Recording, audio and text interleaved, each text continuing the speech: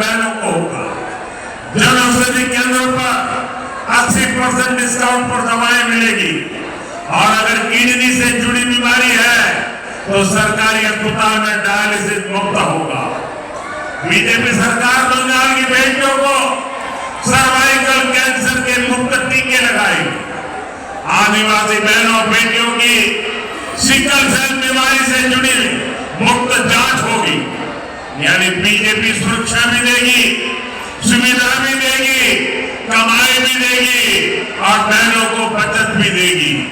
इसलिए याद रखिए, बीजेपी यानी महिलाओं की खुशहाली, बीजेपी यानी महिलाओं की खुशहाली। साथियों, बीजेपी पर देश के आदिवासी समाज का बहुत अधिक भरोसा है, आशीर्वाद है।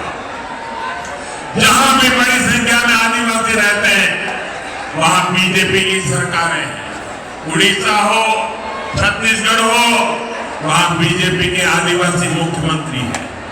आदिवासी समाज के एमएलए और एमपी बड़ी संख्या में बीजेपी में है, क्योंकि बीजेपी आदिवासी कला, संस्कृति और विकास के प्रति संवेदनशील है।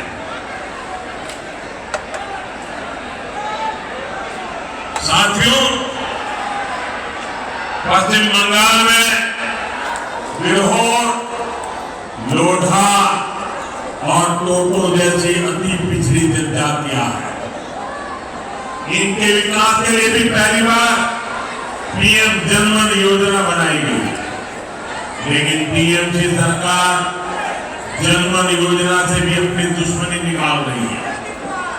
जैसे ही आप तृणमूल की निर्मम सरकार को हटाएंगे, बीजेपी सरकार पीएम जनमन योजना का लाभ हर लाभार्थी परिवार तक पहुंचाएगी।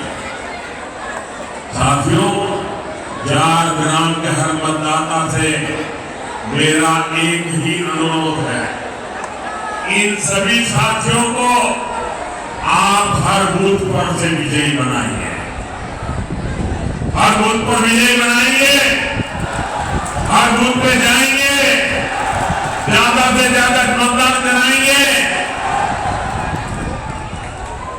पिछले 75 साल में आपने हर किसी को मौका दिया, एक अवसर आप बीजेपी को दीजिए, एक मौका मोदी को सेवा करने का दीजिए।